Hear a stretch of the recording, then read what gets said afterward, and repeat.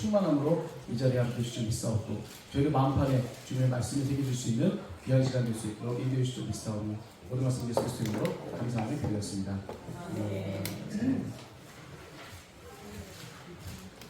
오늘 어떻게든 빨리 끝나면 퀴즈를 좀 한번 생각시 해보려고 했는데 시간이 너무 좀 그래서 오늘 일단 성경 그 민수기 전체에 대한 그 개론만 제가 말씀을 드리고 성경 퀴즈 제가 정성스럽게 우리 세세보고 준비를 했는데 오늘은 아마 시간이 좀 어려울지 않겠나 제 생각이. 그래서 일단 민수기 개론만 같이 놓고 같이 말씀 한번 나눠보도록 하겠습니다.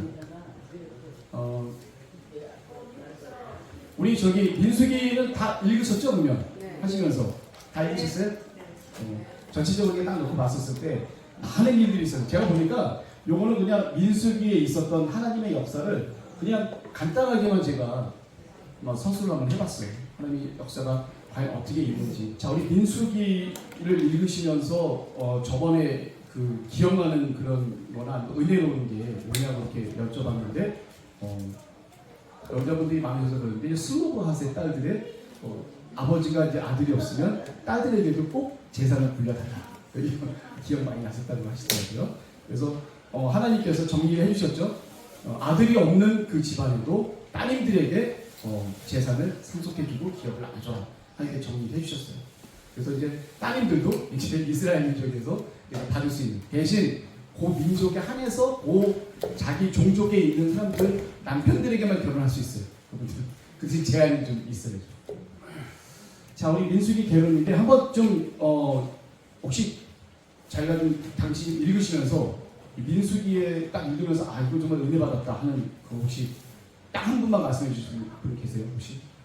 나 이거 민수기 읽었는데 하나님의 이 역사가 너무 은혜로웠다. 그게 있어요.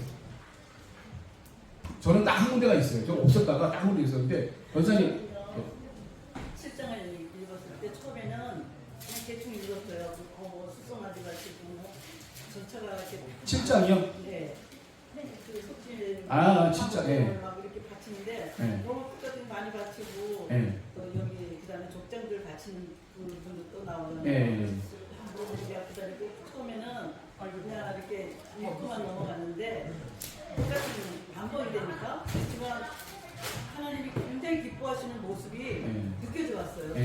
다시 읽으면서 이거 하나님께서 그 제사를 다른 거에 기뻐하시는 모습은 안 나타나고 거기서 굉장히 기뻐 나는 너희들이 제사를 기뻐 받으신다는 부분이 나오는데 그렇죠. 좀 찡했어요. 하나님께서는 그냥 단순히 하나님께 드리는 건데 그냥 우리가 물질로만 드리는 그걸 받으시는 게 아니라 물질에 담겨있는 우리들의 마음 하나님께 드리려고 했던 돈이 많은 바리새인이 많은 돈 중에 자기가 헌금을 줬던 그 헌금보다는 과부의 2렙돈 자기가 하루 동안 버는 돈이 2렙돈밖에 없어요.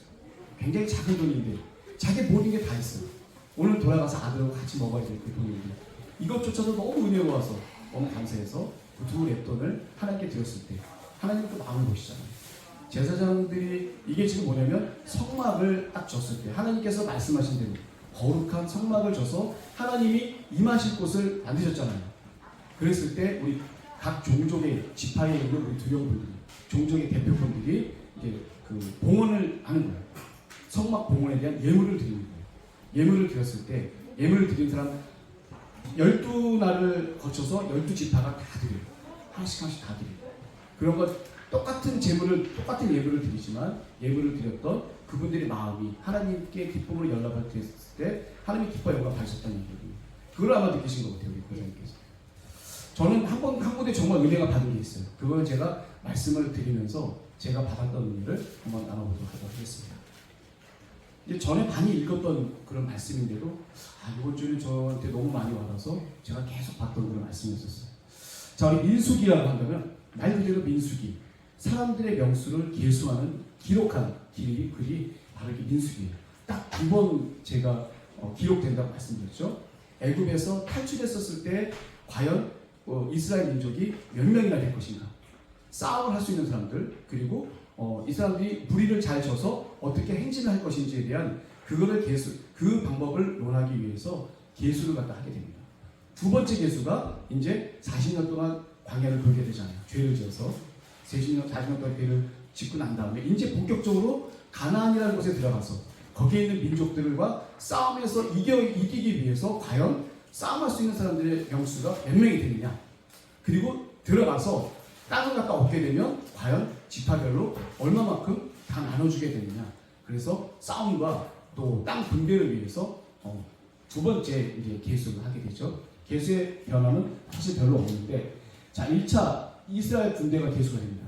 맨 처음에 요셉을 통해서 람세스로 가게 돼요. 거기에 처음 이스라엘 민족이 갔던 명수가 70명이에요. 야곱을 포함해서 야곱의 자손들 12아들과 12아들의 아들들까지 포함해서 결국 성경에 기록된 거예요. 제가 하는 게 아니라 성경에 기록된 명수가 70명이었어요. 그리고 430년이 지나서 이제 애굽에서 이제 모세님이 나오고 아론도 나오고 많은 이제 그 히브리 사람들이 굉장히 왕성해지잖아요. 그래서 애굽에 있는 바로 왕이 그게 두렵다 보니까 이 사람들을 핍박을 해요. 히브리 사람들, 이스라엘 사람들 핍박을 해요. 막 핍박하는 과정에 너무 핍박을 하다 보니까 하나님께서 그 핍박하는 소리를 들으시고 아브라함에게 약속하셨던 그 약속을 생각하셔서 모세라는 선지자를 세워서 그 사람들 다시 애굽에서 탈출을 시키게 되는 과정에 몇 명이 늘었냐면 60만 3,550명이 됐어요. 이건 성경에 기록된 정확한 숫자거든요. 70명이라는 숫자에서 60만 3,550명이라는 숫자가 늘었기 때문에 굉장히 많이 늘었어요. 부부 분실이 굉장히 좋으셨는지 뭘 거기서 있던 진짜 애굽의 고깃가마와 마늘을 많이 쓰셔서 그런지 모르겠는데 하여튼 어쨌거나 1차로 이 군대 계수라는 게 뭐예요? 이거 60만 3,550명은 남자 20살 이상 된 사람의 숫자만 따졌을 때 60만이에요. 아이와 여자분들까지 다 포함한다면 그때 당시 최소한 200만 정도가 되는 정도의 숫자가 되는 게 바로 이스라엘 민족입니다. 굉장히 왕성했죠. 아브라함님이 이제 100살이 돼갖고 자기 밑에 자손이 하나도 없었는데 하나님이 아브라함을 내우시잖아요. 밤의 별을 딱 보시면서 아들도 없는데, 그리고 부인은 지금 100살이 돼갖고 애를 낳을 수도 없는데, 나한테는 아들이 있을 수가 없는데 하나님이 뭐라고 말씀하시냐면 이 많은 별들보다 더 많은 숫자가 너의 종족으로 있게 될 것이다. 많은 축복을 받게 될 것이다. 하나님이 말씀하셨는데 믿겨져요? 그거를 믿겨지기보다는 우리 아브라함님하고 우리 사라는 어떻게 했어요? 웃었죠. 자기도 모르게 웃었어. 근데 웃었어? 그랬더니 아니에요. 그랬더니 진짜로 웃었다고 하나님도 말씀하시잖아요. 그랬던 것처럼 믿겨지지 않아요. 인간의 상상할 수 있는 범위를 넘어서는 거기 때문에 우리가 사실 세상을 살아가다 보게 되면 우리 힘으로 딱 할 수 있는 게 있지만 할 수 없는 게 있잖아요. 그걸 과연 어떻게 할 것이냐. 그건 하나님이 약속을 하세요. 약속을. 우리에게 약속을 하셔서 그 약속을 믿는 자에게 반드시 그 약속을 이루어지는 놀라운 역사가 있게 되는 게 바로 이스라엘의 역사고, 민수기의 역사고, 오세오병의 역사고, 그게 바로 우리들의 역사예요. 지금 현재 있는 우리들의 역사. 한번 볼게요. 얼마큼 우리가 좀 하나님께서 역사해 주시는지. 자, 굉장히 많이 우리 인원이 많이 들어왔어요. 자, 그럼 이스라엘의 진 배치도와 우리 행군 순서. 그리고 간략하게 제가 그때 그림을 그렸죠. 그림을 그린 거, 그림 제가 나눠드렸죠. 이게 항상 뭐가 중심이에요? 중심이 뭐예요? 하나님이 중심이에요. 하나님. 성막을 지었잖아요. 하나님이 거처하실 장소를 하나님이 명하셔서 거룩하게 이스라엘 민족이 많은 자신들이 갖고 있는 금은 보화를 정성껏 내서 하나님이 거하실 곳을 거룩하게 하나님 말씀하신 대로 딱 만들어요. 그리고 하나님이 임재하신다는 것을 우리가 눈으로 보게 됩니다. 그랬을 때 중심은 어디냐면 바로 하나님. 왜 우리 메이플라워로 타고 가신 분들이 맨 처음에 미국에 가서 진짜인지 가짜인지 모르겠지만 정말로 그런 일이 했던 게 뭐냐면 집을 짓는 것보다는 교회를 먼저 줬던 거죠. 하나님의 말씀을 더 귀중하게 여기고 하나님을 먼저 우선시했던 그 믿음과 마음을 보시고 엄청난 부강한 나라가 된 게 바로 미국이잖아요. 그분들의 그 초기에 그 하나님을 사랑했던 정신, 내 먹을 것과 마실 것과 잠잘 것이 중요한 게 아니라 나는 하나님께 경배드리는 하나님의 교회가 먼저 했던 그 믿음을 보시고 그 마음을 보시고 하나님이 역사해 주시는 나라가 바로 미국이에요.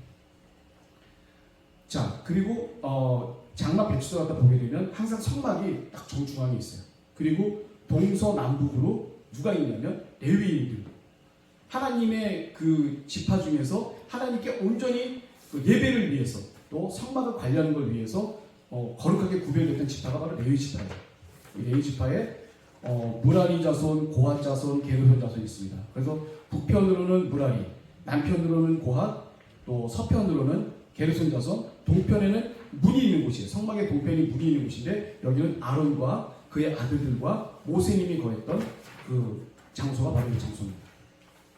이 장소에다가 그 다음에 주변에 이제 그 동쪽에는 유다 진이라고 해서 유다 지파, 또 남쪽에는 루벤 지파, 그 다음에 중심으로 해서 있고요. 또 서쪽에 왼쪽에는 에브라임 지파를 중심으로 있고 북쪽에는 단 지파를 중심으로 되어 있습니다. 이게 굵은 글씨는 그 지파들 중에서 대표 지파들을 얘기하는 거예요. 자, 그리고 이제 이동시 행군 배치도 한번 보세요. 맨 처음에 선계 누구예요? 아니, 법계죠. 법계. 항상 하나님이 먼저예요. 하나님이 중심이고 하나님이 먼저예요. 하나님이 그 모든 길을 인도해 주시지 않으면 안 돼요. 이 법계를 법계와 누가 같이 있냐면 모세님, 아론의 제사장들, 아들들, 그분들이 그 행군하는데 맨 앞에 섭니다. 그분들이 하나님의 인도하심에 따라서 이 행군이 가는 거예요. 그러니까 전적으로 모든 것들이 다 하나님께서 인도해 주신다는 것을 우리가 절대로 잊으시면 안 되겠다. 내가 해서는 안 될 때 너무나도 많아요. 그래 안 돼요, 잘. 하나님께서 나를 인도해 주시고 나를 하나님의 중심으로 내 마음이 있어야 돼요. 내 마음이 장막의 배치도 같아요. 내 마음 중심에 하나님이 계셔야 되고 행군 배치도 같아요. 내가 어딜 가든지 간에 맨 앞장서야 되는 분은 바로 여호와 하나님, 예수 그리스도, 성령님이시라는 것은 이 배치도와 이 행군 배치도와 장막 배치도에 보면 하나님께서 얼마큼 중요하시고 이 인도하시는 걸 갖다가 우리가 알 수가 있습니다. 자, 그 다음에 이제 우리 레위 지파, 이분이 이제 제가 좀 이거를 따지다 보면 이제 레위 지파 소속이잖아요. 네. 그래서 지금 제가 특별히 좀 적어봤는데, 자, 우리 레위 지파를 갖다 계수한 게 왜 그래요? 레위 지파를 왜 구별했어요?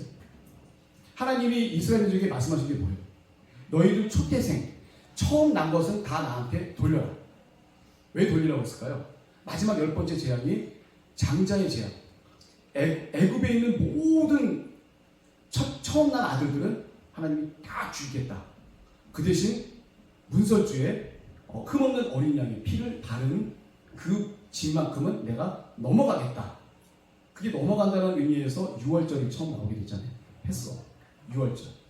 그렇기 때문에 이스라엘 민족은 안 죽었어요. 애굽에 있는 이집트 민족은 다 초대생에 바로 왕의 아들부터 밑에 있는 노예의 아들까지 다 장남들은 다 죽음을 당했지만 이스라엘 민족은 안 죽었어요. 그래서 하나님께서 너희들 안 죽은 대신에 그 아들들을 나에게 돌려라.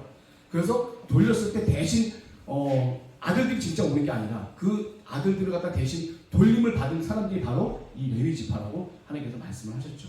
왜 레위 지파를 갖다 계수하셨을까라는 것은 제 생각인데, 제 마음인데, 그때 왜 금송아지 사건 때 처음 금송아지 사건 때 모세님과 하나님 편에 바로 서서 이 모든 것들을 다 정리했던 지파가 바로 레위 지파예요. 레위 지파가 3,000명을 주변의 놈을 다 노력을 하면서 하나님의 그 질서를 잡으면서 금송아지 사건을 갖다 잘 마무리 졌던, 우상숭배 사건을 잘 마무리 졌던 지파가 바로 레위 지파였었기 때문에 이 레위 지파가 계수가 된 거 아니겠나, 제 마음에. 그래서 이 사람들은 하나님께 드리는 예배와 관련된 사람들이에요. 레위 지파 사람들. 성막 안에서 성막을 잘 관리하는 사람들. 이 세 부류가 있죠.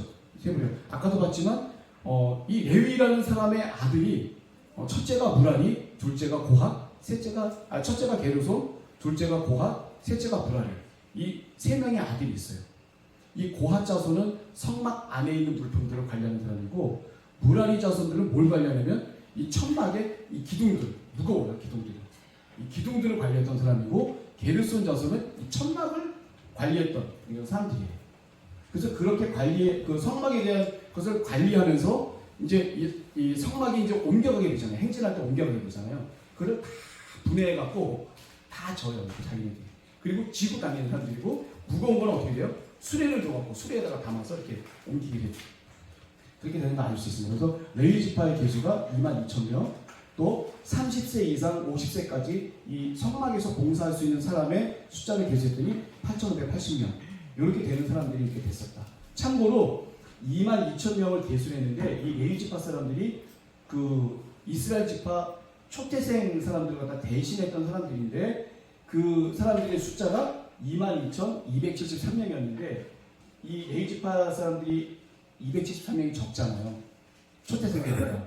초태생은 22,273명이에요. 그러니까 이스라엘에서 장자의 명수를 갖다 세봤더니 22,273명. 273명도 더 모자르다 보니까 이거를 더 하나님께서 성소의 세겔로 계산해서 1653세겔인가 35세겔인가 그를 레위지파 사람들에게 주게 되는 그런 일이 있게 되죠. 자, 이 레위지파 분들이 이제 개수가 됐어요. 그 다음에 이제 나시린의 규례가 있습니다. 나시린은 뭐예요? 하나님께 거룩하게 구별에 대해서 헌신되고자 했던 사람들. 대표적인 게 누가 있죠? 사무엘 선지자님. 그 다음에 삼손 아시죠? 힘 있었던. 삼손은 사실 나시린의 서원에 규례를 했는데 그분은 술도 마시고 좀 나시린의 규례하고는 조금 멀어졌지만 결국에는 하나님께서 이 나시린의 규례가 본인이 하는 경우가 있고 부모님이 나시린의 서원을 하는 경우가 있고 그 다음에 하나님께서 직접 하신 경우가 있는데 삼손 같은 경우는 사사로서 하나님께서 직접 명하신 그런 나시린이기 때문에 그분은 어딜 가도 나시린이에요. 행동을 아무렇게나 하고 행동이 막 음행을 하고 그 다음에 술을 마시고 사람을 죽이고 이렇게 한 행동이라도 나시린이에요. 그렇기 때문에 그 머리에 삭도를 대지 말아야 돼요. 그런 가운데 머리를 잘라서 힘도 잃게 되고 여러 가지 일이 많았지만 그래도 끝까지 하나님께서 지켜주셔서 그 나시린의 서원대로 마지막까지 죽음에 임할 때까지 벽을 무너뜨리면서 자신의 몸이 죽어가면서까지 하나님의 거룩함을 나타냈던 그리고 바로 삼손입니다. 그 사무엘 그분은 어머니 자체가 완전히 사무엘 선지자를 그 엘리라고 하는 대제사장님한테 완전히 드리죠. 어렸을 때부터 아예 성막에서 생활할 수 있도록 그렇게 합니다. 자, 제가 나중에 이제 사무엘 선지자님 얘기를 좀 제가 놀라운 걸 하나 발견해갖고 한번 말씀 한번 드리려고 해요. 그 나시린이 하나님께 구별된 사람들은 이걸 꼭 해야 돼요. 뭐냐면 포도주나 독주를 금해야 돼요. 그 기간 동안. 왜 그럴까요? 분별이 없어지죠. 술을 먹게 되면 분별이 없어져.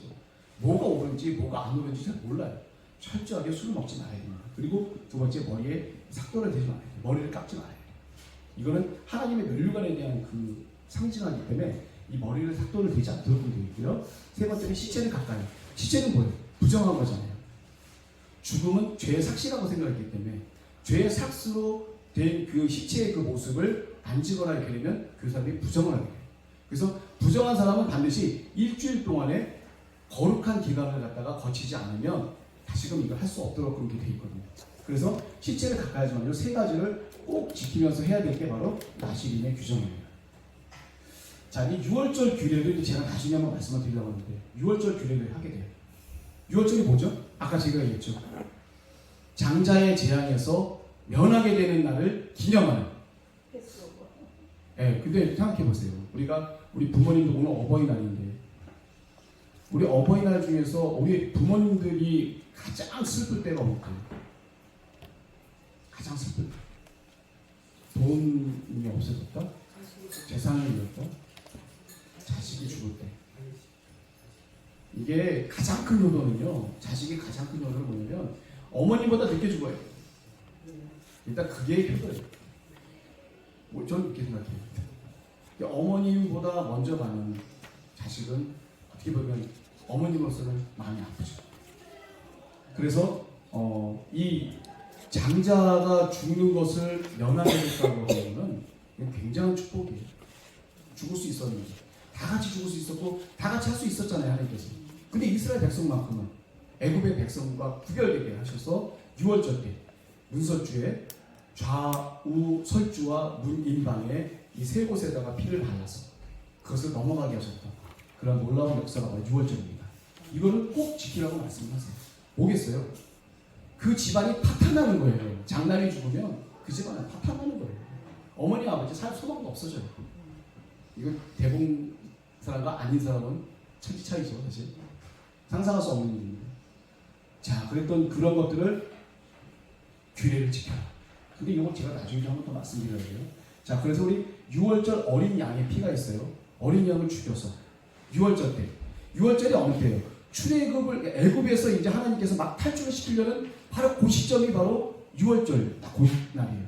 어린 양의 피를 발라서 이 뭐랄까 천사님들이 다 장자를 죽일 때 넘어가게 되는 바로 그 저녁에 애굽에서 탈출하게 돼요. 바로 고날을 하는데 그때 발랐던 어린 양의 피는 뭘 의미하냐면 바로 장자의 재앙에서 구원을 해주신 하나님의 놀라운 기적이죠. 그게 곧 뭘 예표하는 거예요? 나중에 보면 예수 그리스도의 십자가의 피와 연결이 되어 있어요. 주님의 십자가의 피는 어떤 거예요? 모든 사람의 모든 죄를 사해 주시는. 그게 곧 우리 성령의 역사로 이어질 수가 있다는 것입니다. 이 6월절에 있었던 어린 양의 피, 예수 십자가에 달리신 예수 그리스도의 피는 뗄래야 뗄 수가 없어요. 하나님께서 이렇게 인도해 주셨어요.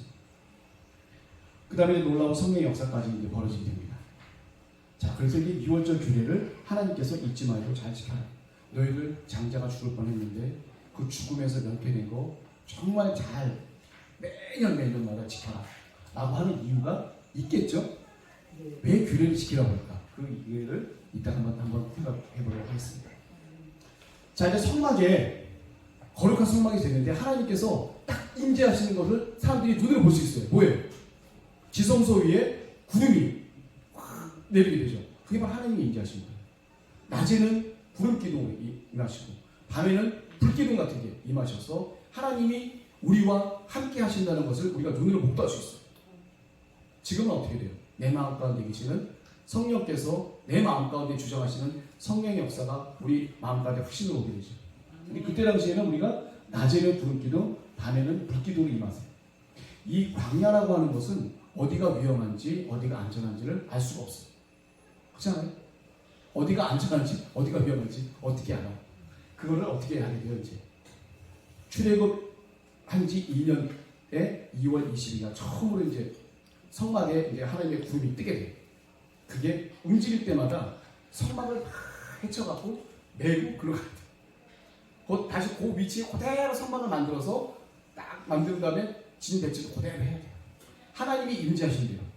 오늘 밤에 뜨면 오늘 밤에 다 해야 돼요. 또 내일 또 뜨면 내일 또 해야 돼요. 그게 멈추면 그 진도 멈추는 거고 그게 뜨면 같이 떠서 같이 움직여야 돼요. 하나님이 인도하시는 대로 가야 된다. 그게 바로 같이 안전한 거죠.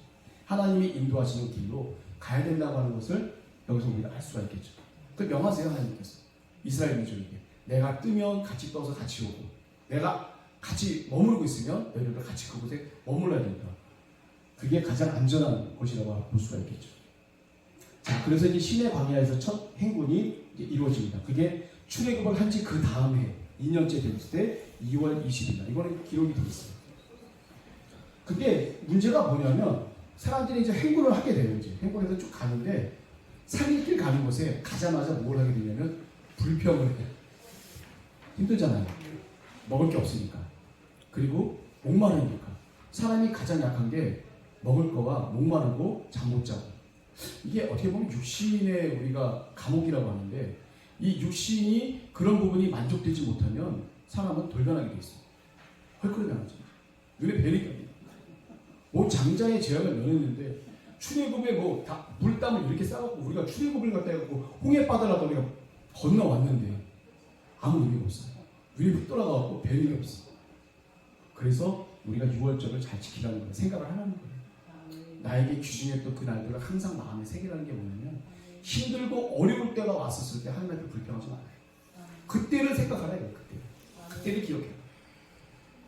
자, 그래서 처음 일어난 게 다베라 사건이 납니다. 가자마자 백성이 불평해요.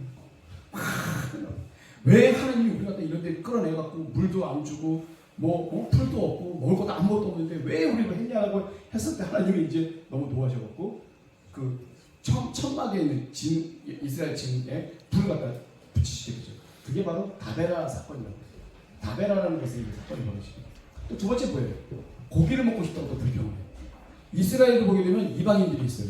이스라엘 민족뿐만 아니라 이스라엘 민족이 또 흡수한 이방의 민족들이 있는데 그 사람들은 하나님을 모르잖아요. 잘.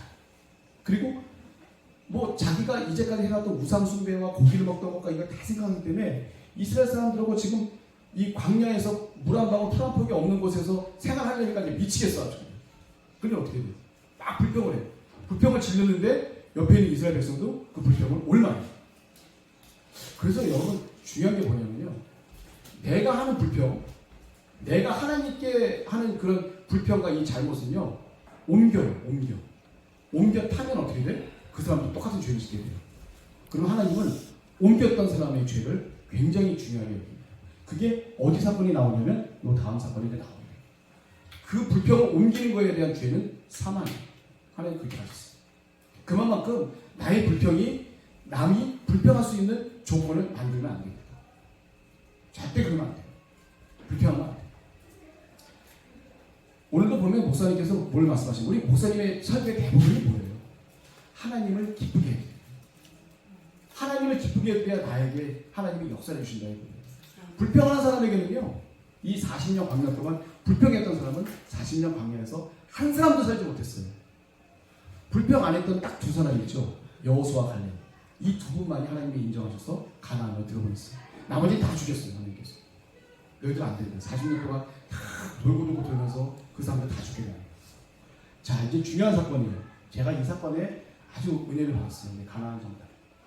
가나안이라는 곳에 가려고 하는데, 하나님께서 이제 적과 끓이오르는 가나안 땅 바로 밑에 들어가요. 가데스 바네아. 여기 제가 아까 지도를 갖다 좀 나눠드리긴 했지만, 여기 보면 가데스 바네아 보시죠? 가데스 바네아 보이시나요? 바로 여기에요. 이따 한번 볼 텐데, 여기서 이제 바로 위에 이제 헤브론이라고 하는 곳이 있잖아요. 그쪽을 이제 먼저 들어가려고 하는 거예요. 자, 이제 여기 가데스 바네아에서 하나님께서 이제 그 각 지파에 한 명씩을 뽑아서 이제 가나안을 갖다 너희들이 들어가려고 했던 그 가나안이라는 곳을 한번 탐지해봐라 라고 하나님이 물을 껴보세요. 12명이 이제 가나안으로 들어가서 한번 봐요. 쭉 보는데 전부 다 부정적인 것밖에 없어.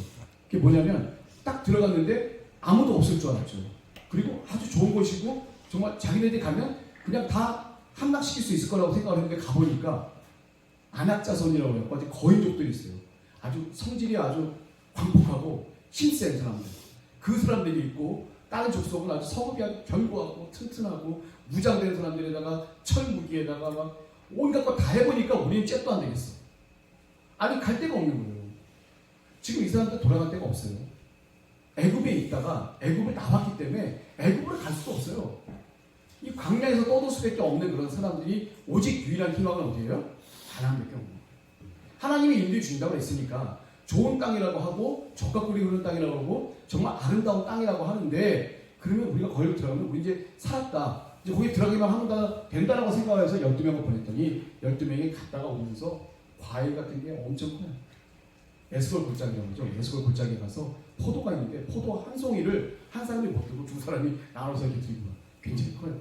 아주 비옥한 땅이고 적과 꿀이 흐르고. 그건 맞아. 근데 문제는 뭐냐면 거기에 살고 있는 사람들이 엄청 강한 사람들이 몇 개 없다는 거예요.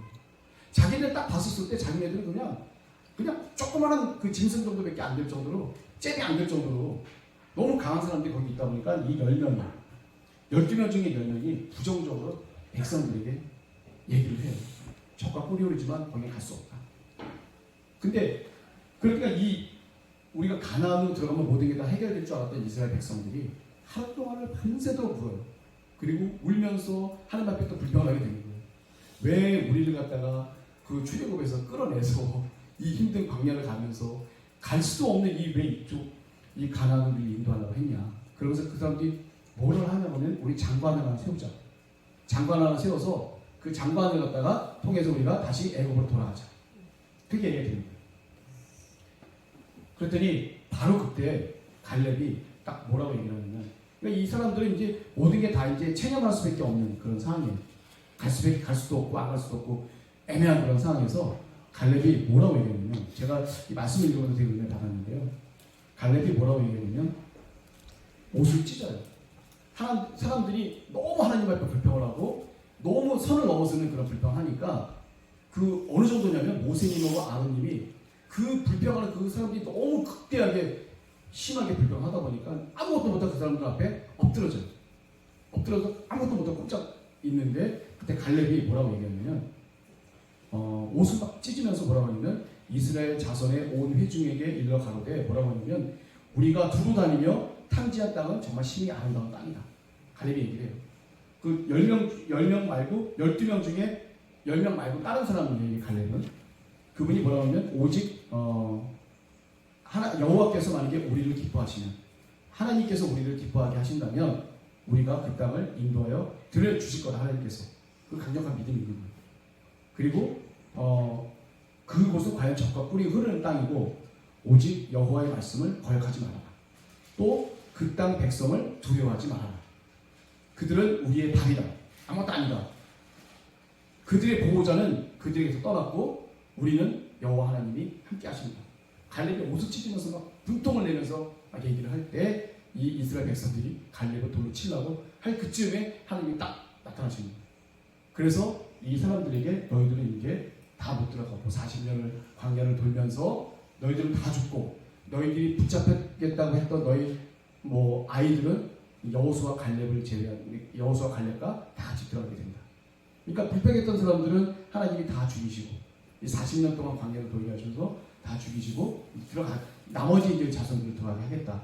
그랬을 때 우리가 여기서 봤었을 때 이 10명이 사실 하나님께서 가라고 했었을 때는 하게 해주시겠다는 거거든요. 10명이 12명이 갔는데 10명이 부정적으로 얘기했었을 때 이 사람들이 부정적인 걸 갖다가 전파를 하잖아요. 그러면 이스라엘 모든 회중들이 다 불평하는 모습으로 다 가버렸어요. 만약에 12명이 합심을 해갖고 가나안은 문제 없습니다. 하나님이 함께 하시면 우리가 능히 가서 할 수 있습니다. 라고 12명이 당당하게 얘기했었으면 이 모든 이스라엘 백성들이 어떻게 됐었을까요? 그게 정말인 줄 알고 갈 수도 있겠죠. 그런 힘은 없고. 근데 대다수의 10명이면 어떻게 돼요? 퍼센테이지 따지면 거의 80% 정도 이상 되는 사람들이 거기 가면 죽는다, 큰일 난다, 안 된다 다 이렇게 얘기해보니까 이스라엘 모든 백성들이 이 두 사람이 아무리 떠들어봤자 아무리 그런 믿음의 말을 하더라도 그 말을 맞지 않는 거예요. 이거 되게 중요합니다. 우리가 여기 공동체 생활을 하고 하나님의 역사 가운데 우리 있는 이 사람들은 우리가 불평을 전파하는 사람이 돼서는 안 됩니다. 나중에 어떻게 되냐면 이 10명은요 하나님의 재앙으로 바로 그 자리에서 죽음을 맞이하게 돼요. 하나님께서. 이게 우리 죽는다는 얘기는 진짜 죽는 것도 있겠지만 하나님과의 관계가 절단되는 느낌일 수 있어요. 성령의 역사가 끝난 거일 수도 있거든요. 그러니까 목사님께서 하신 말씀이 하나님 앞에 절대 불평하지 말고 하나님을 기쁘게 해드려야 된다. 이 갈렙이 맨 처음에 했던 게 뭐냐면 여호와께서 우리를 기뻐하시면 우리를 그 땅으로 인도하여 들이신다. 하나님이 우리를 보고 기뻐하시면 우리가 그 땅으로 인도될 수가 있다라고 담대하게 갈렙이 얘기를 해요. 그게 지금 우리 하는 얘기하고 다를 바가 없잖아요. 목사님 하시는 얘기. 그걸 우리가 좀 분명하게 좀 알아야겠다. 그래서 가나안 정탐을 하면서도요, 우리가 불가능하다고 하는 일들이 우리에게는 많이 있어요. 나에게 있어. 힘들다, 어렵다. 그런데 하나님께서 하신다고 했다. 하나님이 인도하시겠다. 그걸 믿는 사람은 그 역사가 이루어진다고, 못 믿는 사람은 그 역사가 안 이루어진다는 것을 우리가 알 수 있습니다. 아니 아브라함이 믿었기 때문에 그 자손이 많이 번창이 됐던 것을 하나님이 놀라운 역사를 해주셨잖아요. 아브라함 때에서는 안 됐지만 아브라함이 믿어서 그 자손들이 번창한다는 그 역사를 하나님은 기억하고 계신 거예요. 그걸 잊지 않으시고 그 역사를 반드시, 오늘도 목사님 말씀하시잖아요.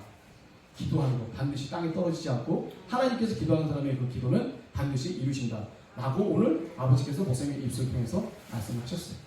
그게 지금 여기 벌어지고 있는 거예요. 이때의 이스라엘의 역사가, 하나님의 역사가 지금 우리의 역사하고 다를 바가 없어요.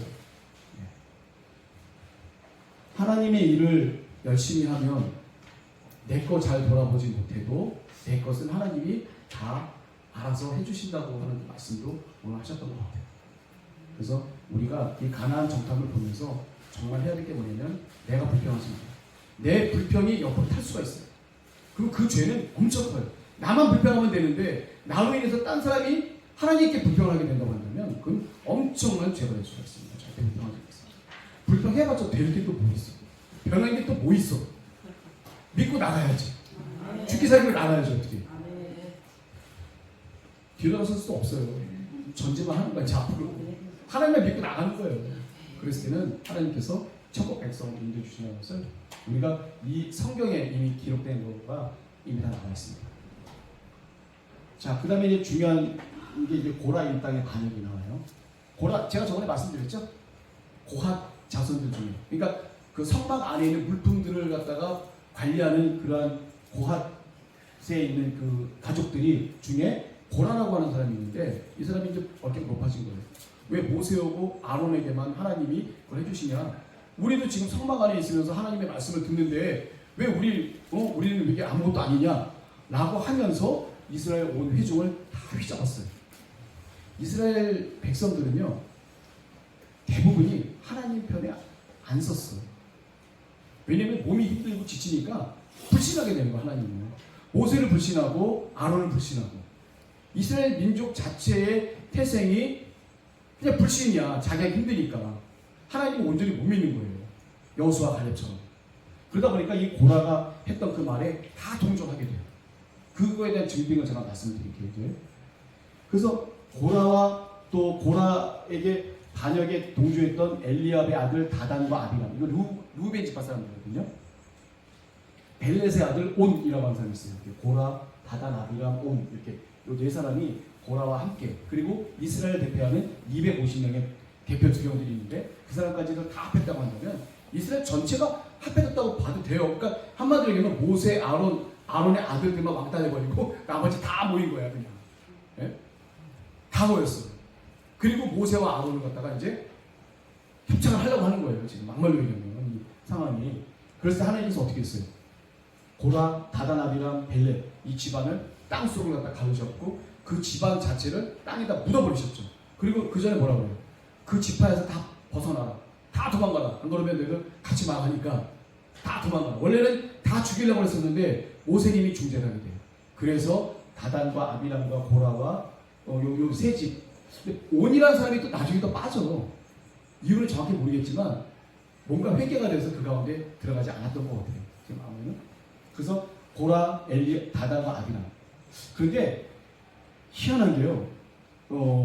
민수기 26장에 보면 어떤 문구가 있냐면 26장 11절 한번 나중에 찾아보세요. 고라의 아들들은 죽지 않았다 라고 표현이 되어 있어요. 희한하죠? 네, 고라의 아들들은 죽지가 않았어. 아들들은 아버지 편에 안 썼던 거예요. 아버지 편에 쓰지 않고 하나님 편에 썼던 거예요. 죽지 않았어. 어떤 일이 벌어졌을까요? 그 자리에서 도망쳤어요. 네, 도망쳤는데 나중에 어떻게 되냐면 다윗 당시 때 막 그때쯤 돼갖고 성가대 역할을 좀 해요. 성가대 오늘 너무 찬이 은혜로웠는데 성가대 역할을 합니다. 그래서 이 고라의 자손들 중에 누가 있냐면은 사무엘 선지자님이 있어요. 사무엘 선지자. 아들들이 만약에 방송하지 못했었으면 사무엘 선지자님도 없었겠지. 나시린의 대표자였던 사무엘 선지자님이 있어요. 왜? 나중에 이제 여기 어디 보이면 역대상인가? 역대상 6장 30몇 절부터 찾아보면 그 이름이 있어요. 그 이름들이 있는데 쭉 올라가다 보면 고압부터 시작해갖고 쭉 내려가서 헤르만인가 누가 이렇게 있는데 그분이 다윗 왕 시절에 그 성가대, 솔로몬 다윗 왕 시절에 성가대 됐던 그 지파예요. 고라 자손들이 성가대를 했어요. 이렇게. 자, 그 다음에 이 고라의 아들, 제가 우연하게 알았었는데 고라의 아들들은 죽지가 않았대요. 이 다단과 아비람의 모든 자손은 다 죽은 것 같은데 고라는 그 아들들은 죽지 않고 아버지 편에 바로 서지 않고 하나님 편에 바로 서서 다행히도 목숨을 부지해서 그 사람들의 계보가 쭉 이어져요. 그 계보 중에 우리 사무엘 선지자님께 전합니다. 그 계보 중에 엘가나가 사무엘의 아버지 이름이 엘가나잖아요. 엘가나와 어머니는 한나. 근데 엘가나가 세 분이 나와요. 마지막 세 번째 그 엘가나가 이 사무엘의 아버님이시죠. 역대상에 찾아보면 그게 내 말이 그대로 나와 있어요. 자, 백성들이 왜 고라와 한패가 됐냐? 이 고라 일당이 다 죽었어요. 다 죽었으면 자기는 깨달아야 될 거 아니야. 아, 고라처럼 감히 하나님이 함께 하시는 모세와 아론에게 내가 적대하면 안 되겠구나. 그들과 합쳐서 하나님 앞에 바로 서서 이제 회개하고 나가야겠구나 라고 해야 되잖아요. 그러니까 안 그래요. 그런 일이 벌어지고 난 다음에 백성들이 또 와갖고 따져. 왜 당신들 때문에 하나님의 백성들이 왜 죽게 되냐고 따져요. 그 따지는 사건들이 바로 또 있게 돼요. 그래서 하나님이 거기도 또 노하셔갖고 바로 전염병을 다 터뜨리죠. 근데 전염병을 터뜨린 것을 모세님이 보고 나서 어떻게 하냐면 아론한테 가서 빨리 가서 속죄제를 드려서 해줘라 해서 아론이 막 달려가요. 아론이 막 달려가는 그 시점에 전염병이 퍼지게 되는 거예요.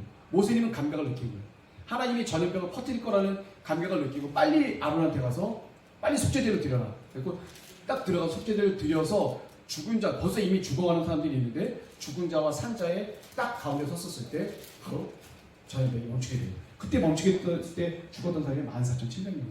찰나로 죽은 사람이 14,700명이 됐어요. 하나님께서 벌하셔서 깨닫게 하시는 거죠. 이게 어떻게 보냐면 이게 보면 고라와 일당의 그 모든 그 백성들이 다 섞였기 때문에 그 영적인 상태가 다 썩어 있는 사람들이에요. 정말 어떻게 보면 죽을 수밖에 없는 그런 위치에 있는 사람들인데도 하나님께서 모세 한 분 때문에 끝까지 이렇게 가져가시는 거예요. 그래서 이거를 보여주시는 거죠. 불평하면 이렇게 된다. 이것을 계속 보여주시는 거예요. 자, 그 다음에 이제 중요한 것 중에 이제 무리바의 물 사건입니다. 어떤 건지 아시죠? 모세님이 결정적으로 그 가나안 땅에 들어가지 못하게 된 결정적인 계기가 바로 무리바의 물 사건이 되는 거죠. 요때 이제 무리바 물 사건 날 때쯤 돼갖고 이제 요게 어떤 출애굽 한지 한 40년쯤 된 시기가 바로 이 무리바의 물 사건이 있었던 때. 그래서 그때 미리암도 죽고 아론도 죽고 거의 마지막 때라고 이렇게 볼 수가 있겠죠. 그 물 사건이 있을 때 아론이 돌아가시기 전에 이 물 사건이 있었는데 물 사건에서 하나님의 영광을 나타내지 못해서 하나님께서 모세와 아론이 죽은 이유가 바로 무리바의 물 사건에서 하나님의 영광을 나타내지 못했기 때문에 죽임을 당하게 됩니다. 그래서 호르산에 올라가서 이제 자기 세 번째 아들 엘르아살하고 이 대제사장 그 복을 이제 바꾸게 되는 거죠. 엘르아살이 이제 대제사장이 되는 날이 바로 전날이에요. 출애굽 40년 5월 1일 날 저때 그 셋째 아들 엘르아살의 그 대제사장이 되는 날이 바로 전날입니다. 첫째, 둘째는 하나님께 불을 잘못 들여서 죽임을 당한 거 아시죠? 나답과 아비. 첫째 아들, 둘째 아들은 그 제사를 드릴 때 잘못 하나님께 불을 들여서 죽임을 당하게 돼요. 그리고 셋째, 넷째 아들인데 셋째 아들 그 엘르아살이 대제사장이 되는 거죠.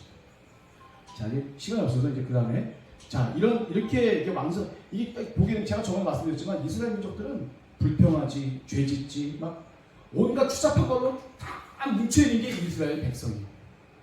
그런데 이게 참 웃긴 게요. 하나님께서 거룩하게 구별한 백성은요, 안에는 더럽고 추하고 할지 모르겠지만 밖에서 다른 민족이 봤었을 때는 엄청난 민족이에요. 그게 참 묘해요. 그 이스라엘 안에만 봤었을 때는 그냥 전부 다 죽임을 당할 수밖에 없는 그런 사람들이고 죄를 지는 사람들밖에 없는데 이게 하나님이 함께 하시면 엄청난 일이 벌어진다는 게 바로 여기서 나옵니다. 하나님께서 구별하셨지만 죄를 안 지을 수 있나요? 여기에 우리 성령으로 인침받으신 분들이 죄를 안 지으세요? 안 져요? 안 진 사람. 그 사람 따로 저랑 면담하셔야 되는데. 죄 안 질 수 없어요. 하나님이 죄가 없다고 말씀하시는 건 뭐냐면 앞으로 지을 죄까지도 용서해 준다는 얘기예요. 어떻게 되면 예수 그리스도 안에 있기만 합니다. 우리가 그리스도 안에 있다는 게 또 뭐라고 했어요, 제가? 그럼 뭐야 그리스도 안에 있다는 게? 몸부림을 치는 거예요. 하나님 앞에 나아가기 위해서. 하나님 앞에 인정받기 위해서 내가 몸부림을 치면서 나가는 거예요. 그런 사람은 어떤 사람이에요? 간절한 사람이에요. 간절한 사람. 이 우리 간절함이 없으면요, 이게 영적으로 간절함이 없으면요, 마귀에게 시험 받을 수 있어요. 우리 간절해요. 하나님 앞에. 하나님 앞에 살려고 바둥바둥 노력하지 않으면요, 언제 마귀가 와서 할지 몰라요. 자, 바로 그 다음에 보는 사건에는 음행 사건이 또 하나가 있죠. 이 음행 사건이 굉장히 편한 시절이에요. 이게 모압 평지에서 굉장히 아카시아 나무 밑에서 평안하게 물도 있고 땅도 좀 비옥하고 괜찮은 곳에서 어떤 일이 벌어져요? 바로 음행 사건, 바알보르 사건이 벌어지죠. 그러니까 바알에게 절을 하고 그 모압 여인과 음행을 하는 그런 사건이 벌어지는 게 바로 이스라엘의 음행 사건이 벌어집니다. 그 전에 이제 발락이 고용한 조술사 발람이라고 하는 사람이 있는데 이분이 원래 이스라엘을 저주해야 되는데 하나님이 그 입술을 강하게 주장하셔서 도무지 이스라엘 백성을 축복하지 않으면 안 될 정도로 하나님이 그 사람을 감동을 시켜요. 발람을. 그래서 나중에는 예수 그리스도의 탄생과 주변국들의 운명까지도 다 예언할 정도로 발람이 하나님 앞에 완전히 동화되는 거예요. 그 마음은 돈을 더 좋아하고 권력을 좋아하는 사람이었었는데 하나님이 그 순간에 이 발락에 고용한 이 발람을 크게 쓰셔갖고 그렇게 해요. 근데 그 다음에 있는 이 이스라엘의 음행 사건을 이 발람이라고 하는 사람이 조종을 하게 돼요. 뒤에 가서. 그래서 이 이스라엘의 음행 사건을 일으킨 사람이 바로 이 발람이에요. 발람이 살짝 꼬드겨요. 누굴 꼬드기냐면 이 발락을 꼬드겨요. 발락을 꼬드겨서 미디안 여인들과 이스라엘 남자들과 음행을 하게 해라. 그래서 하나님께 죄를 얻게 해라. 그러면 하나님의 진노가 이스라엘 백성에게 임하게 될 것이다. 그래서 임했어요? 안 임했어요? 임했어요. 모압 여인들을 갖다가 모압에 있는 여인들이 제가 얘기했죠. 여자 사제라고. 거기 있는 신당의 사제인데 그 사제들하고 같이 음행을 하는 게 바로 그들의 제사 의식 중에 하나 있는 거예요. 그게. 왜냐면 바알 부올이라고 하는 게 뭐냐면 부올이라는 곳에서 바알을 섬긴다 이런 뜻이에요.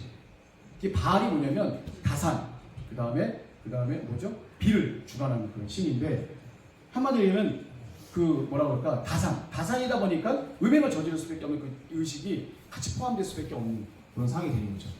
그래서 그런 죄를 갖다 짓게 되는 게 바로 이스라엘 음행 사건이 있는데 이 비느하스가 누구냐면 바로 이 엘르아살, 제가 얘기했던 그 아론에 이었던 엘르아살 제사장의 아들이에요. 비느하스가. 이 시므온 지파의 시므리가 미디안 공주 고수비를 꼬셔서 자기 장막으로 들어옵니다. 바깥에서 음행을 하는 게 아니라 아예 이제 하나님이 거룩하게 계신 장막으로도 데리고 들어왔네요. 이방 여인을. 그리고 거기서 음행을 저지르네. 그거를 본 비느하스가 열받아갖고 확 열받아서 어떻게 돼요? 창을 갖고 가갖고 고수비랑 시므리랑 있는 곳에 창을 찍어서 고수비와 시므리 그 사람의 배를 갖다 다 관통을 해갖고 딱 죽여요. 그랬을 때 연병을 갖다 하나님께서 딱 멈추게 해줘요. 그래서 하나님이 그 비느하스에게 뭐라고 하시냐면 비느하스는 내가 가지고 있던 그런 좋지 못한 그런 마음들, 그러니까 그걸 뭐라고 그러죠? 질투. 하나님의 나의 질투를 그대로 갖고 시므리와 고수비에게 한 그 행동을 갖다 하나님이 시원하게 생각하신 거예요. 그래서 하나님의 노가 풀렸어. 그래서 일어났던 연병이 싹 그치게 돼요. 그래서 이 비느하스에게 하나님이 언약을 내주신 게 너희 집안 대대로 이제 대제사장의 역할을 내가 할 수 있게 해주겠다. 영원토록 하나님께서 하신 거예요. 그래서 우리가 여기서 깨닫는 게 뭐냐면 우리가 뭘 전도를 하더라도요 하나님께서 그 영혼을 사랑하는 그 마음을 그대로 갖고 전도를 우리가 해야 되는 거예요. 그냥 우리가 습관상으로 하나님께서 우리 전도하라고 했으니까 우리 전도해야지 오세요 뭐 이렇게 은혜 받으세요 이게 아니라 정말 하나님께서 그 영혼을 사랑하셨어요. 그 영혼을 위해서 십자가에 다니신 분이 예수 그리스도시잖아요. 목숨을 내놓고 그 영혼을 사랑하신 거예요. 그 마음을 우리가 품고 그 영혼에게 갔었을 때 하나님이 기뻐 영광 받으셔서 그 영혼에게 전도의 그 능력을 하나님께서 베풀어 주신 거죠. 그 영혼을 살려주시는 거예요. 하나님께서. 그래서 우리가 뭘 하든지 간에 우리가 기도하면서 하나님께서 주시는 나의 그 마음 가운데 하나님의 마음을 품지 않는다고 한다면 그건 아무런 의미가 없다라고 하는 것을 우리가 좀 알 수가 있겠죠. 자, 그래서 이제 쭉 가다가 이제 미디안 족속을 이제 멸하게 돼요. 미디안 족속이 왜 멸하게 되냐면 이때 미디안 족속이 이 바알부올의 사건을 갖다가 주동했던 민족이 바로 미디안 족속에서 하나님께서 멸절시켜요. 그때 죽인 사람이 누구냐면 바로 발람도 죽여요. 그때. 왜냐하면 이 발람이 이 음행 사건의 주동자, 뒤에서 보이지 않는 주동자였기 때문에 이 발람까지도 하나님께서 죽이시게 되는 그런 일이 되는 거죠. 자, 그리고 이 미디안 족속을 멸절하면서 하나님께서 그 모세님에게 마지막으로 얘기했던 게 뭐냐면 이게 너의 마지막 사명이라고 얘기를 했어요. 그러니까 미디안 족속을 멸하면서 이제 모세님도 이제 하늘나라로 갈 수밖에 없는. 그건 어디서 얘기를 하시냐면 제가 여기 적어놨나? 아바림산이라고 있어요. 아바림산. 그러니까 요단강 이 동쪽편에 보면 아바림 산맥이 있어요. 아바림 산맥에 거기 보면 부올산이 있고 느보산, 비스가산 들어보셨죠? 비스가, 느보 다 들어보셨죠? 요단 동편에 있는 거. 그 산에 올라가서 하나님이 나중에 이제 신명기에 보게 되면 비스가산 꼭대기에 올라가서 하나님이 요단 건너편을 갖다 보게 하시죠. 저것이 다 이스라엘들이 들어가는데 너 말고 네 후계자 여호수아가 들어가게 된다. 그까지 말씀하셔서 그때 말씀하실 때 이제 모세님이 나의 후계자가 누구가 되면 좋겠습니까? 라고 했었을 때 바로 여호수아라고. 오늘 이름 바뀌어준 거 얘기하셨잖아요. 이름. 우리 주한이가 주영이 됐어요. 제 이름이 영주인데 주영이. 관계된 사람이 많아요. 또 병주도 있고. 자, 원래는 눈에 눈의 아들 호세아였어요. 근데 이름이 바뀌었어. 여호수아로 이렇게 바뀌었어요. 바꿔주셔서 이제 새로운 지도자로 만들어주신 거죠. 자, 그 다음에 이제 마지막, 이제 모세님께서 가나안의 노저. 당신이 이제 죽을 날이 멀지 않았던 것을 하나님이 암시해 주셨어요. 그러면 처음 모세님이 하나님께 택하셔서 이 많은 일들이 벌어졌잖아요. 힘들고 어려웠던 일들, 성막을 지었던 일들, 백성들이 불평했었을 때 대신 대언을 하셔서 대신 중재하셔서 백성들 살리시고, 또 가나안의 여러 가지 많은 전투들, 아말렉과의 전투에서도 승리하게 하셨던 여러 가지 많은 일들이 있는데, 이제는 정말 어느 때예요. 이제 내가 정말 가고 싶은 곳에 가지 못하고 이제는 하늘나라 갈 수밖에 없는 마지막 때에 바로 미디안 족속을 멸하라고 하나님께서 말씀하세요. 그래서 각 지파에 1000명씩 하나님께서 다 뽑으라고 하셔서 12,000명이 미디안 족속을 다 죽이게 되죠. 그리고 죽였는데 누구만 죽였냐면 20세 이상 된 어른 남자들만 죽이고 다 데리고 왔네. 그랬더니 모세님이 딱 놓아져갖고, 아니 여기 있는 여자들이 바알볼 사건에 음행을 저지르게 했던 여자들인데 살려두면 어떡하냐, 다 죽여라.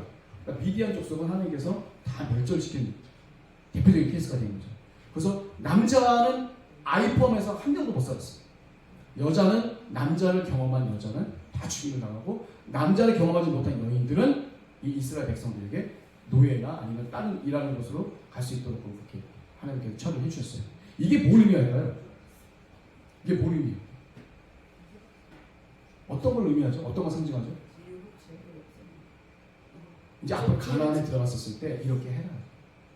가나안에 들어갔을 때 하나님이 딱 세 가지 하는 게 뭐예요?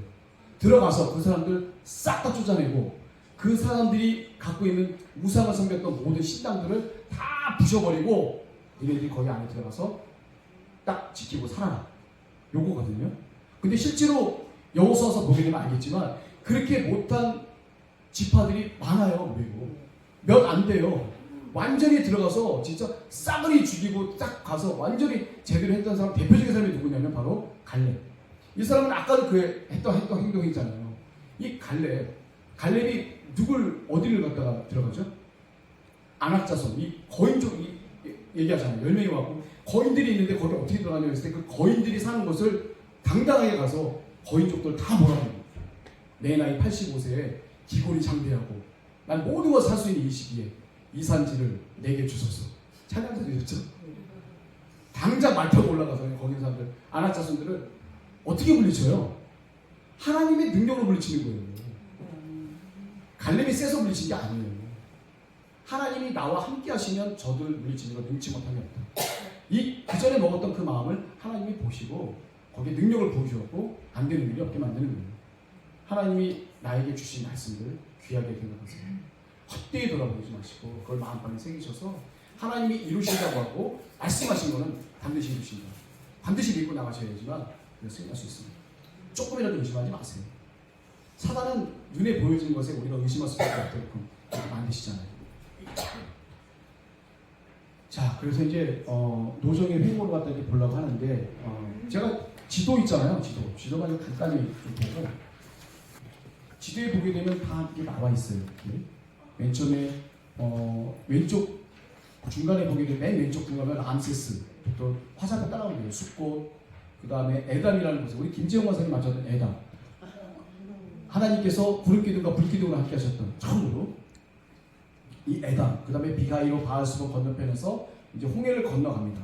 홍해를 건너가서 수르 광야를 거쳐서 마라라는 곳에 거기에 쓴물을 또 달게 해주시고, 내려가다 보면 엘림이라는 곳에 물샘 12개와 종려 70조, 여기서 물 먹고 잘 지냈죠. 그리고 나서 이제 쭉 내려가서 르비디, 거기서 이제 아말렉과의 싸움이 있었습니다. 그리고 나서 이제 시내산으로 들어가게 되죠. 거기서 이제 십계명도 받게 되고 금송아지 숭배도 하게 되고 여러 가지 일이 있게 돼요. 그 다음에 십계명을 받은 이 시내산에서 제가 얘기했죠. 출애굽 한지 2년 2월 20일 날 처음으로 이제 그 어디죠? 이 민수기 10장 11절에 나오는 처음으로 구름이 떠서 이제 광야를 행진하게 됩니다. 그리고 처음 가본 곳이 어디면 이 다베라라는 곳이에요. 다베라. 아까 얘기했죠, 제가 다베라. 원망해갖고 천마가 태웠던 그 자리가 다베라. 그 다음에 기본 핫다와, 이게 뭐냐면 여기는 고기를 달라고 다 불평했었을 때 하나님께서 만나와 메추라기를 내려주셨죠. 매출하기를 내려줬는데 얼마만큼 내려줬다고 해요 제가. 매출하기 내렸는데 딱 우리 요일 기도를 기준으로 해갖고 앞에 30kg, 뒤에 30kg, 거기 이 전방 30kg 내에 이 1m 정도 되는 것만큼 이제 쫙 쌓여있는 게 바로 이거예요. 이렇게 해서 이렇게 쭉 나오게 됩니다. 자, 그리고 이제 제가 마지막으로 이제 제가 말씀드리려고 하는데, 우리가 요거를 제가 좀 묵상하는 가운데 마지막으로 좀 말씀드릴 경우에는 6월절의 규례를 우리가 지켜야 되는데, 우리가 애굽에서 인도내신 하나님의 사랑을 우리가 기억하는 거잖아요. 근데 우리 각자 개인으로 보게 되면 하나님께서 우리에게 이적과 기사를 내주신 적이 있잖아요. 이적과 기사. 그걸 기억하세요. 하나님이 우리에게 이적과 기사를 내려주실 때 그때를 기억해 주세요. 그래서 힘들고 어려울 때, 불평이 올 때, 그때 그걸 생각해서 감사함으로 우리가 부딪혀야 됩니다. 하나님이 6월절을 지키라고 하는 이유는 뭐냐면, 하나님의 능력이 함께해서 죽을 수밖에 없는 이스라엘 민족을 삶으로 인도하셨던 것처럼 우리 각자 개인이 보게 되면 기적이 있었던 일이 있어요. 우리 은희 권사 요즘 보면 자기 동생이 이렇게 취업했다고 막 이거 너무 귀하잖아요. 감사하고. 그걸 기억하면 돼요. 아마 힘들 때 하나님이 이렇게 역사하셨구나. 힘들 때 그거 생각을 해서 좀 이길 수 있는, 우리 나름대로의 6월절이 있어야 됩니다. 아멘. 이스라엘 민족에게는 6월절이 있어요. 그렇지만 우리 나름대로 개개인의 6월절이 있어야 됩니다. 아멘. 그래서 하나님이 우리에게 크신 역사를 해줬을 때를 잊지 말자. 아멘. 추도 예배 드리듯이 잊지 말자. 그래서 그걸 생각해서 내가 힘들고 불평하고 싶고 막 어렵고 막 이럴 때 그 나에게 하셨던 하나님의 그 사랑을 다시 한번 생각해서 그때 불평하지 않고 우리가 하나님 앞에 감사할 수 있는, 감사를 맞춰야 돼요. 감사해야지만 우리가 승리할 수 있습니다.